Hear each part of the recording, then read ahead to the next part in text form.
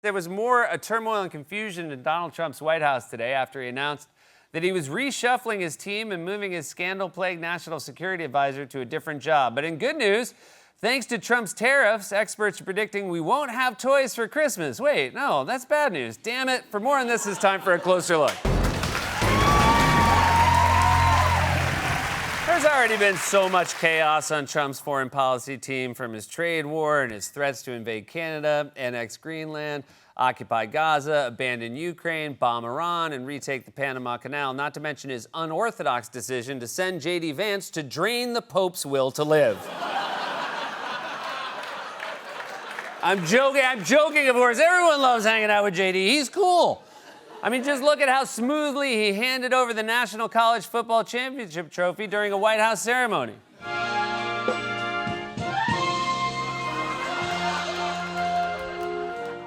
Making matters worse, he didn't just do that in front of any Ohio State University. It was the Ohio State University. But today, the foreign policy agenda got even more chaotic when news outlets started reporting that Trump's national security advisor, Mike Waltz, would be ousted, only for Trump himself to announce that he was just moving Waltz to a different job. We have more breaking news just hours after we learned that Mike Waltz was out as national security advisor in the Trump administration. He's not completely out, because the president has just posted this on Truth Social. I am pleased to announce that I will be nominating Mike Waltz to be the next U.S. ambassador to the United Nations. Mike Waltz was fired. They might want to quibble with it, but he was fired from his job. And this UN gig is a way to sort of put him out to pasture. You might remember the story of Signalgate. I don't know if that's for a particular reason, but there was some consternation among some people about Mike Waltz. Oh, you don't know if that's the particular reason everyone's mad at him when he accidentally leaked war plans on a group chat in the biggest and dumbest security breach in U.S. military history?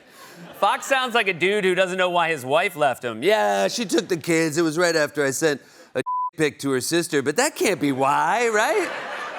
That can't be why, can it? Fox is soft-pedaling one of the biggest scandals in recent Pentagon history like it's some foggy memory, even though they were the ones who aired an embarrassing interview with Waltz where he claimed a reporter's phone number had been magically sucked in to his phone. I'm sure everybody out there has had a contact where it was said one person and then a different phone number. But you've never talked to him before, so how's the number on your phone? I mean, I'm not an expert in any of this, but it's just curious. How's the number on your phone? Well, if you have somebody else's contact and then somehow it gets someone sucked sent in, you that it gets contact. sucked in. It gets sucked in. You see, Laura, I accidentally have my phone set to Roomba. It's right next to airplane mode. So that guy, the one who claims strangers' numbers can get sucked into your phone, will now be Trump's ambassador to the United Nations if he gets confirmed, which means he'll spend a lot less time at the White House, where his portfolios seem to consist of two things: leaking war plans on group chats and, much like his phone, sucking up to Donald Trump. This is leadership at its finest, led by our commander-in-chief who loves the troops and they love him. Mr. President, the last 4 years, the world experienced a total lack of zero leadership under Biden. And then we've had 100 days of your leadership with respect, with strength. Thank you, Mike. Now get the out of here. We're sending him to the United Nations where he'll never be heard from again. Technically, I never even appointed him. He just got sucked in. So Waltz is getting a different job where he'll have less direct involvement in national security matters. I wonder if the same will happen to Defense Secretary Pete Hegseth, who, of course, was implicated not only in the same group chat as Waltz, but in a second group chat as well. Sources tell ABC News Defense Secretary Pete Hegseth shared sensitive military details about the Yemen attacks in a second Signal app chat. Defense Secretary Pete Hegseth revealed attack plans for airstrikes on Houthi rebels in Yemen in another Signal chat. This one included his wife, brother, and personal attorney. Who has a text chain with their wife, brother, and personal attorney? What else are you talking about? We should really discuss retirement living communities for mom and dad. Now's not the week, guys. I have a top secret attack on the Houthis plan. And Hegseth doesn't seem to be doing a great job defending himself. He recently ran back to his old employer, Fox, for an interview that only raised more questions about his behavior. When you dismiss people who you believe are leaking classified information, why would it surprise anybody, Brian, if those very same people keep leaking to the very same reporters whatever information they think they can have to try to sabotage the agenda of the president or the secretary? So once a leaker, always a leaker, often a leaker. I don't have time for leakers. I don't have time for the hoax press that peddles old stories from disgruntled employees. Disgruntled former employees are peddling things to try to save their ass. Did you? And ultimately, that's it's not going to work. A lot of people come to Washington, and they just play the game, and it's you punch their ticket, and get along to go along, and start doing meet the press, and go into the Council on Foreign Relations, and spending time with all the new cocktail sipping crowd. That's not why I'm here. It's not, because that's the energy you're bringing. I'm not here to sip cocktails, Brian. I'm here to chug them. I don't have time to savor an old-fashioned or a Negroni. I'm pounding handles of wild turkey, and I'm texting war plans to whoever has time to read them. The shuffling and confusion on Trump's foreign policy team couldn't come at a worse time. His trade war is already alienating allies and tanking global markets. Even Trump's own former economic advisors are warning that shelves in America could soon be empty thanks to his tariffs. Bookings of container shipments from China to the U.S. are down nearly 50% compared to a year ago. These shipping containers are not coming from China, or they're coming empty. Inventory on hand right now in the United States will last for about 6 to 8 weeks. After that, shelves will be bare. Carry goods between China and the U.S., it's down more than 60%. Well, we're seeing the data. We're seeing the data coming out of China. And that means, though, if people even want to buy it, it won't be there. We're a few weeks away from starting to see the early effects of what will happen in the transportation of goods. People who are ordering their toys for Christmas today have to order those toys. Those toys are now coming with a massive 145% tariff. The vast majority of small business toy stores cannot order toys today because they cannot afford the 145% tariff. In fairness, I'm sure Trump has no idea retailers have to start ordering Christmas toys this early. He is for sure a guy who buys Christmas toys at 11:59 p.m. on December 24th. And at that point, you just got to settle for whatever's left on the shelf at Walmart. Don, Eric, I got you both some compression socks and a Ninja blender. I met the ninja who made it. He came up to me, big ninja, strong ninja. Tears, I'm guessing, pouring down his face. I couldn't see them behind his Zukin. That's what a ninja's face covering is called. I Googled it earlier today when writing this joke, and I'll never forget what he said to me. Nothing, because you're not big talkers, the ninjas. They never leak. So, thanks to Trump, you can say Merry Christmas again, but you won't want to because it's going to be. And the silence from Republicans on this has been glaring because for years, they've insisted that liberals are the ones who are trying to take away one of your most cherished rights as an American, your right to buy whatever the hell you want. First it was your gas stoves. Now the Biden administration targeting your washer. Why are dishwashers bad? Why are washing machines bad? What did I read today? They're going after showers. The shower is the most personal of our lives, and it's like, oh, now you're here in my shower?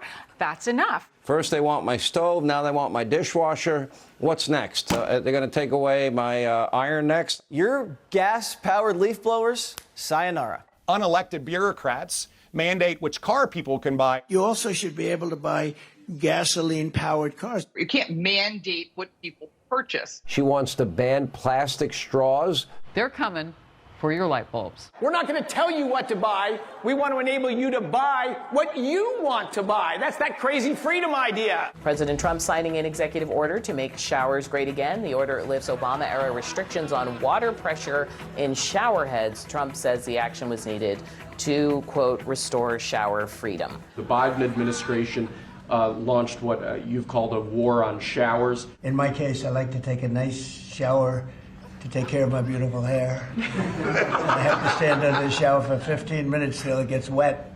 It comes out drip, drip, drip. It's ridiculous. It takes 15 minutes to get your hair wet?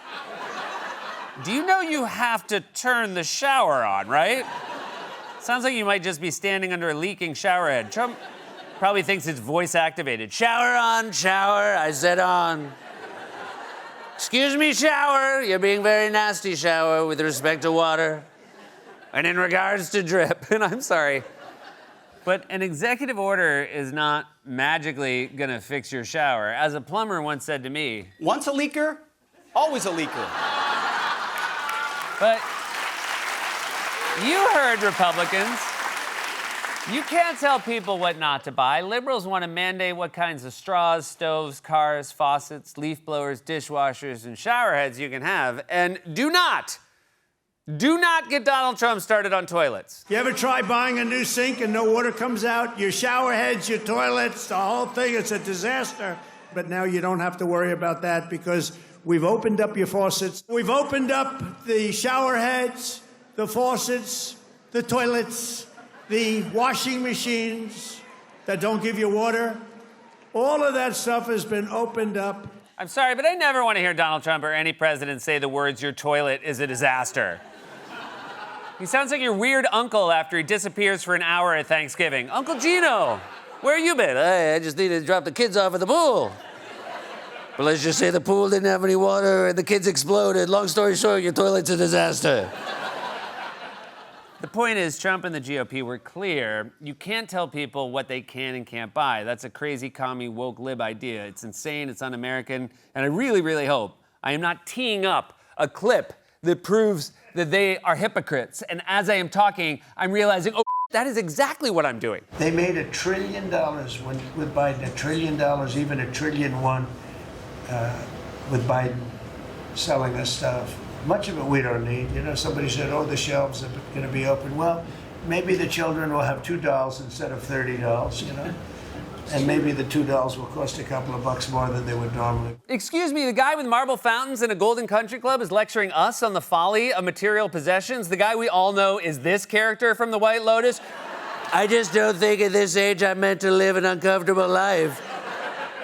So the guy who said he'd bring down prices on day one and you should be able to buy whatever you want is now telling the peasants to stop complaining and be happy with your rations. Besides, according to Trump's White House, American-made toys are better anyway. Well, you have a choice between a doll from China that might have, say, lead paint in it, that is not as well constructed as a doll made in America that has a higher environmental and regulatory standard and that is made to a higher degree of quality. And those two products are both on Amazon. That yes, you probably would be willing to pay more for a better made American product. But you're against the regulations. You are actively repealing them. Considering the speed you're gutting safety standards, by Christmas, the only thing in the toy aisle will be Barbie's lead house. The chaos and turmoil in Trump's White House is having a real and immediate impact on Americans. Everything they promised was worthless. They said they'd bring down prices and let you buy whatever you want. And now they're lecturing you to be happy with fewer things that cost more. But hey, at least Americans will get powerful new toilets that will save their ass. This has been A Closer Look.